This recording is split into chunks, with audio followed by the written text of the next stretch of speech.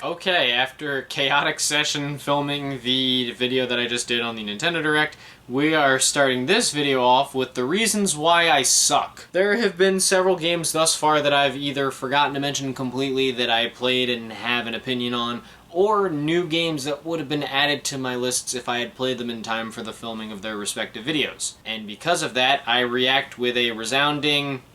In the 2005 video, I forgot to mention Ratchet Deadlocked. I see why this is contentious, and I think the removal of Clank in terms of being playable sucks, but I still enjoy it and I love the pure action gameplay on display here. It's a testament to the series as a whole that this is considered one of the weakest entries in the franchise, even though it's quite good. Also, in the time since making that video, I beat Mario Superstar Baseball, although that would have been in the Just Missed the Cut section, because ironically I like the follow-up game a little bit better.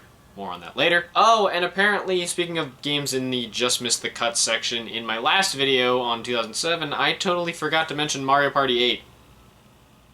God, I really am the least trustworthy YouTuber right now. But yes, I have a fondness for this game, even though it's not the best Mario Party game around. So yeah, I just wanted to mention those games because I totally blanked on them, and yeah, I felt like they at least deserved to be mentioned somewhere. Either way, I gotta get a little more energized because we're in the next video in the series within a series. Welcome back to I Want to Talk About, the series where I take a topic, I sit on camera, and I blabber about it. And it's the next year in this series, so as you can tell from the title today, I want to talk about my favorite games of 2008. By this point, you probably know how this series goes. I introduce the year in gaming, talk about what the landscape looked like a little bit, get into some big games that I didn't get to play. I talk about some games that just missed the cut of my two main lists, so some games I would have given like a 7 out of 10 to. I get into my cream before the crop of games that are like an 8 or 9 out of 10 on my scale, games I really enjoy but they're not my all-time favorites. And then I get into my proper best list with my 10 out of 10 games. So yeah, now that I've blabbered on there, let's get into actually introducing 2008 as a year in gaming. 2008, the year the Philadelphia Phillies won the World Series, and nothing else of historical importance happened that year. That was obviously the biggest event of the year. Nothing else significant happened. Nothing. In the gaming world, though, looking at the console-based landscape, the Wii was continuing to sell like gangbusters, even with some of its flaws being on full display. People were just still buying them. In fact, the top 4 highest-selling games worldwide in 2008, and 5 of the top 6 highest-selling games worldwide in 2008, were Wii games. Again, Nintendo really nailed that casual appeal with the Wii, and combine that with the DS continuing to sell in bunches, especially with it being the highest selling system in Japan in 2008, and Nintendo was still in an enviable position, pretty much the top of the charts by that point among gaming console manufacturers. But they weren't the only one doing well, because the PlayStation 3 actually started to jump just ahead of the Xbox 360, at least in terms of the yearly sales. 2008, it seemed like the PS3 did kind of start to outsell the 360, which was aided by a few huge exclusives that came out over the year, and obviously the PSP was still delivering in the sales department as well, which was good news for Sony because with how bad the PS3 started things out, it seemed like apparently maybe now the PlayStation 3 wasn't such a lost cause. All it needed was maybe another price drop and a few more big games, and maybe Sony was going to be back to being the dominant force that they were in the PS1 and 2 era. More on that later, but as far as Microsoft was concerned, the 360 was still continuing to sell pretty well, and even with the PS3 jumping ahead of it that year, it seemed like the 360 still had a pretty healthy lead over the PlayStation 3 as far as sales were concerned. Obviously, more on that in a later video in the series, but still at the time, it was doing pretty well. Again, it seemed like each console was kind of starting to fire on all cylinders in some way, kind of get a pretty good audience, and they were all having some pretty exciting games to show for themselves. So yes, on the first party front, good stuff. There wasn't really a lot to talk about on the third-party front this year outside of the console manufacturers, which might be good. Having a short intro is nice. But I will talk about one thing that I could have talked about in 2007, but I guess I just totally forgot. 2008 was the second and final year that the famed and now dead E3 showcase would be known as the E3 Media and Business Summit. During 2007, E3 saw a massive change, largely out of concerns for the high prices of booths at the show, and with the fact that so many of the attendees at E3 were bloggers and non-industry professional types, the ESA kind of chose to downsize and restructure the event, limiting it to a smaller audience of largely those in the media and retail side of things. And as a result, E3 lost a lot of its visibility, and even a company as big as Activision, who had been a big player at E3 in the past, would eventually leave the ESA as a result of these changes, largely because they felt that they were too big for E3. Which I suppose is saying the quiet part out loud, but are we surprised that someone like Bobby Kotick would say such a thing? So that was kind of something significant about 2008, a time where E3 really felt like a ghost town. Even at the end of E3's life when it was struggling, I feel like the worst that it was doing still didn't seem like it was as bad as what was going on in 2007 and 2008. Maybe that's just me. I'm sure someone will tell me that I'm dead wrong, but, you know, 2007 and 2008, that was a dark time for E3. So yeah, short intro. Starting to learn the benefits of that in a series like this. So that means we could just get onto the games, and as it turns out, there were quite a few big games in 2008 that I didn't really get to play, or didn't play enough of, that can count as reasonable snubs, in my opinion. Looking at the biggest ones, and again, these might be some of 2008's biggest games right here, at least the first few that I mentioned. Grand Theft Auto 4 was 2008, but again, you know me when it comes to Grand Theft Auto, I don't really play the series. Fallout 3 was also 2008. I have never really played a Fallout game in my life, so of course I never played 3, but it was hugely significant because it was a huge switch up for the franchise, and it was very well beloved. Of course, there was Metal Gear Solid 4, which was gigantic in 2008. Obviously, this was a big system seller for the PS3 as well because it was exclusive there. This one is a little bit of a technicality, but 2008 also saw the release of Dead Space, which I played in its original form and for some reason was not that into, but I played it in its remade form and I absolutely adored it. I thought I should at least shout it out though. And this is the last time I'll mention this franchise in the snub section of a video, but 2008 was also the year of Mario Kart Wii, which I know is a game that is well beloved and very nostalgic to a lot of people, but at the time that it came out, I wasn't the Mario Kart fan that I am now, so I didn't really get to play a crap ton of it.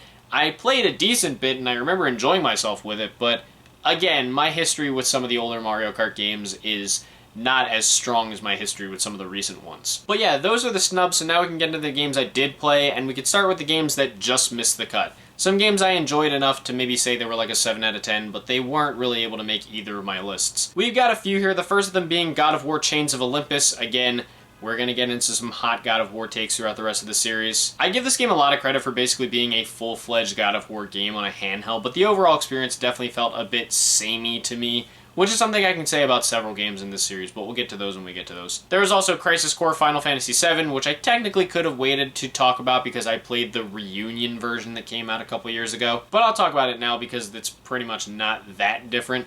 I still enjoy the game. There are parts of it where it felt a little stale to me, but again, as a handheld experience, it was impressive what they were able to accomplish with a game like this. And then there was Ratchet & Clank Future Quest for Booty.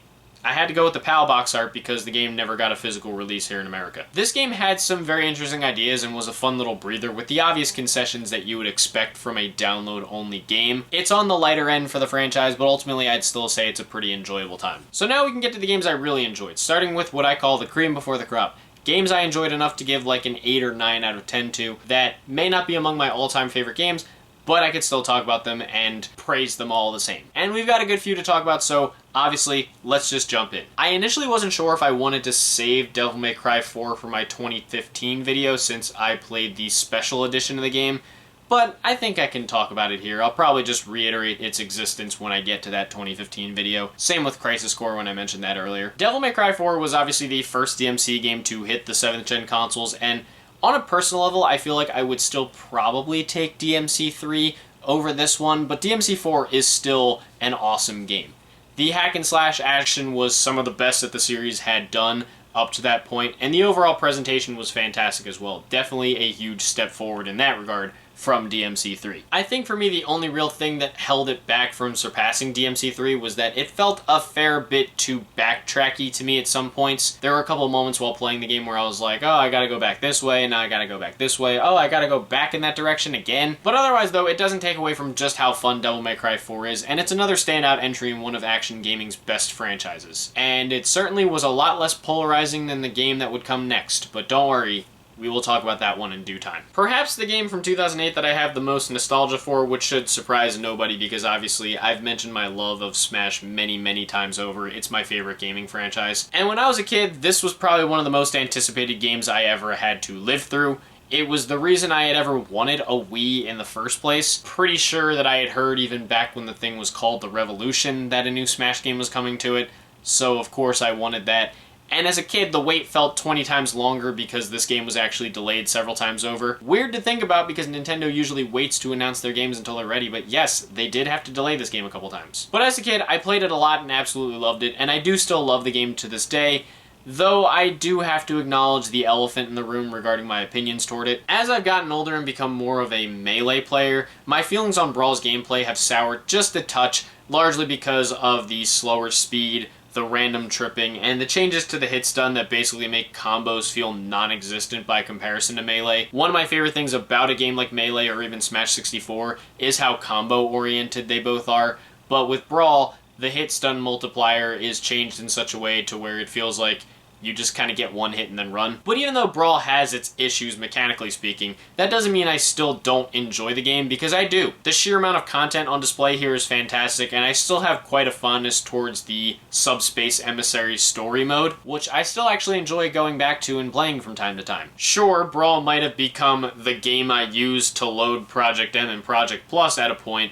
but the base game itself is still a fun ride, and I can recommend trying it out for yourself. Just know if you're a hardcore Melee player that it's going to feel weird to go back to. Also, just know that it may be hard for me to ever forgive what they did to Captain Falcon in Brawl, because, oh my god. I talk a lot about the you had to be there moments in gaming, and let me tell you, Wii Fit was truly one of the biggest you had to be there moments that I was there for. I still distinctly remember when I actually found this game. After traveling through so many GameStops and other stores that sold games and not being able to find a copy of it, a family friend had told my family that there was a Best Buy selling the game in Deptford, New Jersey. So we went there to buy the game, and holy crap. I've never been in a store on Black Friday, but I feel like after going to that Best Buy when Wii Fit was being sold, I felt like I had a pretty good idea. That store was absolutely packed to the nines. Everyone had Wii boxes and Wii Fit boxes. The store was just a giant mess of stuff. It was absolutely insane.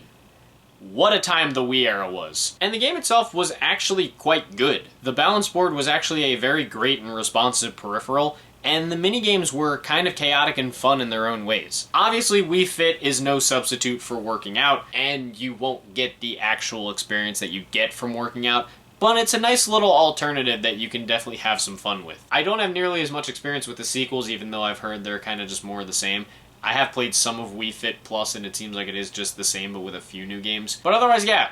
It's a really fun game, and I still have a lot of fond memories toward it. It's probably shocking to some of you, but yes, in consecutive videos, I am talking positively about Call of Duty and Battlefield. Because yes, while these franchises mean almost nothing to me today, there was a time and place where they both had some pretty quality games. I played Battlefield Bad Company in 2021 through Game Pass, partially because I was a bit bitter at the announcement of Battlefield 2042 not having a single-player component to it, and I had been hearing so many people say that the Bad Company games were super good, so I wanted to see if they were as good as people made them out to be, and yeah, Bad Company 1 is a great game. The campaign actually felt very fleshed out, the weapons were awesome, and I loved how destructive everything was. The destructible environments themselves were a huge selling point for the game back in the day, and even experiencing them so many years later, they were still amazing. This era, and obviously the next game, which we'll talk about in the next video, was around for me when Battlefield really peaked. It's honestly really sad that these two games were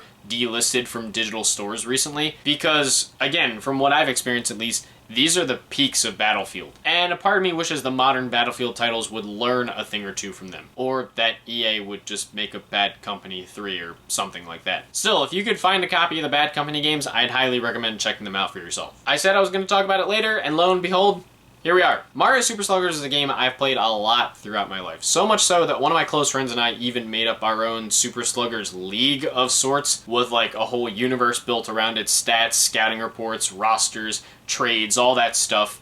If I showed you all the Google Docs that I have related to our Sluggers League, you'd probably look at me and think that I'm the biggest nerd on the planet.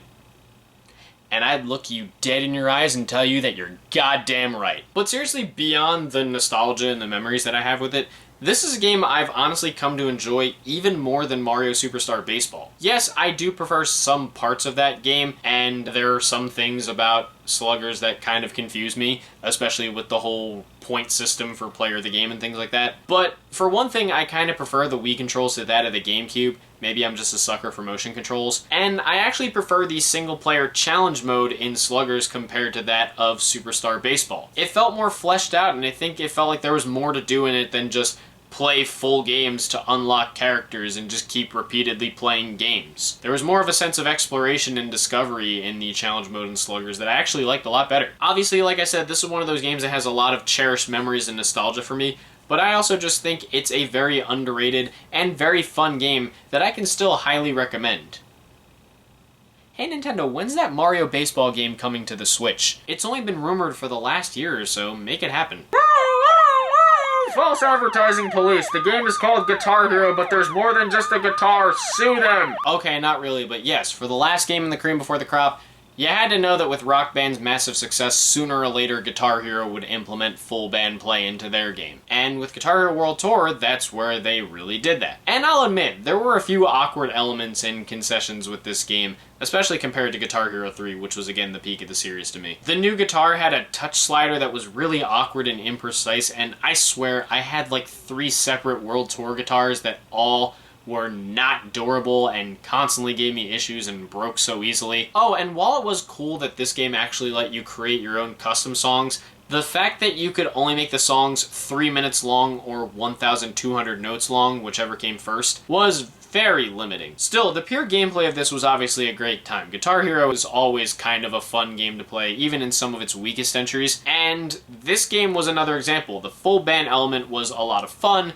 the set list was pretty awesome, and while I personally enjoy the more challenging Guitar Hero stuff, I'm happy that they were able to tone down the difficulty just a bit for the newer players that were a little bit overwhelmed by the challenge of a game like Guitar Hero 3. And there were still some songs that were definitely pretty challenging to play. I mean, can we look at stuff like Satch Boogie and Hot for Teacher here? Come on. Again, it might not reach the peak of Guitar Hero 3, but World Tour is still a great game, and one that I definitely have some very fond memories with. Also one that I wish I played just a little bit more back in the day. So that's the cream before the crop, and now we can get into the proper best list, which isn't that long, it's only 2 games, but I'm very excited to talk about these games, so let's just jump right into them. Starting off at number 2, a game that is truly one of a kind and extremely unique. I gotta go with Mirror's Edge. What if I told you this entire series was just a ploy for me to talk about Mirror's Edge? Well, I'd be lying, but nevertheless, Mirror's Edge is a game I absolutely love. Even though it did take me a minute to come around to. I first played it about a year or 2 ago through Game Pass, but I dropped it because it honestly made me feel kinda dizzy. But then when they were doing the whole Game Pass reward thing where you played a certain game and they'd give you reward points if you accomplished a certain task, I tried out Mirror's Edge Catalyst and actually enjoyed myself, even though I had heard a lot of people say that game wasn't so good. More on that later. But that made me think maybe I just didn't give the first game a fair shake. So I tried it again, and I absolutely fell in love. Like I said, Mirror's Edge is truly one of the most unique and one-of-a-kind games that I've ever played, and it's one of the rare examples of a game that I feel gets better the further in that you get. It's just truly a special game with some of the most unique concepts and ideas I've seen in any kind of video game, let alone just a first-person game, but especially a first-person game. It's by far one of the most immersive games I've ever played. It's got a sense of style that is damn near unmatched, and while the controls can take a minute to get used to, once you do, it's such a satisfying experience. Also, the game's theme song, Still Alive, is one of the greatest video game songs ever, and I will hear no arguments to the contrary because there are none. A part of me wishes this game was a bit bigger than it actually is, but I see why it's become such a cult classic, and even now, it's still an absolute blast of a game that I love going back to. I'll probably end up replaying it sometime soon when my backlog is a little bit tinier. And by that I mean when I could actually finish Paper Mario The Thousand Year Doors remake. But there is still one game that I would put ahead of it, a game that again is very important to me, and many of you probably will not be surprised when I have this game at the top, but my favorite game of 2008, just for me, how could it be anything other than Rock Band 2? If Guitar Hero 3 was the best of the Guitar Hero franchise, Rock Band 2 was the best of the Rock Band franchise. And while I still think that Guitar Hero 3 is the best plastic instrument rhythm game that there is, Rock Band 2 was the point where the genre really peaked. perfect. While a few games would come along that approached the quality level of Rock Band 2 and Guitar Hero 3, nothing else would ever surpass these games. And Rock Band 2 is just an incredible game. It was a game that took everything that I felt was wrong with the first game and cleaned all of it up phenomenally. The overall gameplay and engine was so much cleaner and smoother this time around than the first games. The instruments were much better across the board. The peripherals themselves were awesome. And there were more than enough new features to make this a satisfying growth from the first game. The setlist was fantastic, even if there was a decent bit of overlap between this game's setlist and World Tour setlist. I believe there were like 16 songs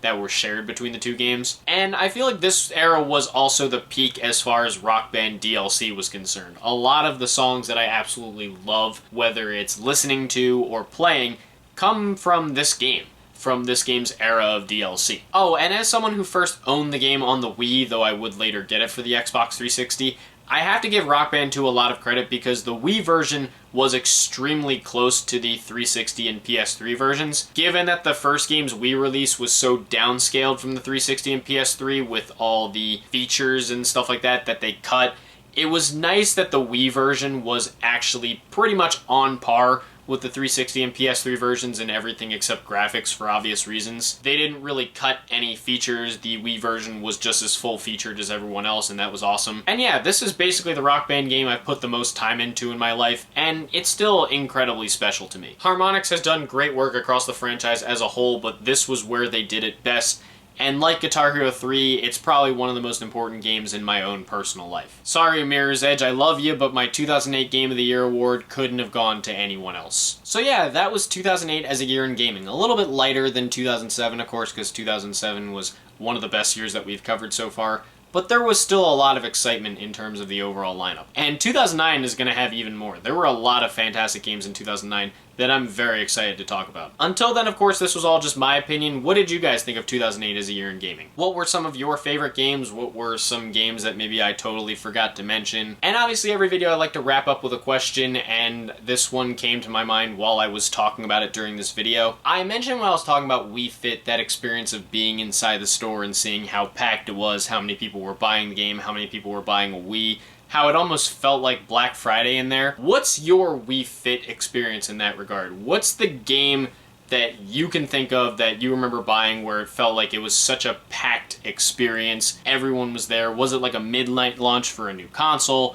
Was it just a really hyped game release? A game release that felt like a frenzy to you. What's that? What's your moment with what game? Doesn't have to be something from 2008, but what was your gaming experience in that regard? And if it was a Black Friday experience, you can also mention that too. Doesn't have to be, just something that felt like Black Friday. Whatever your thoughts, opinions, and experiences are, leave them down in the comments below. Let's keep this civil and have some fun as we like to do. If you guys want to hit like and subscribe and support some of my other ventures that I have linked in the description, thank you. If not, it's no big deal, I totally understand. And yes, now that not E3 season is over, I'm not going to have to be filming multiple videos in a weekend anymore, which is very nice and much needed because I've been recording for the last like hour and a half or so, and I'm feeling it in my throat, and I'm feeling tired, and I need to go eat. But yeah, the next video is going to be on 2009, and like I said, there were a lot of great games in 2009. 2009 was a really fun year for gaming, so there's a lot that I'm definitely looking forward to talking about then. So stay tuned for that, but until then, thank you guys for watching. I hope you enjoyed, and I will see you in the next video.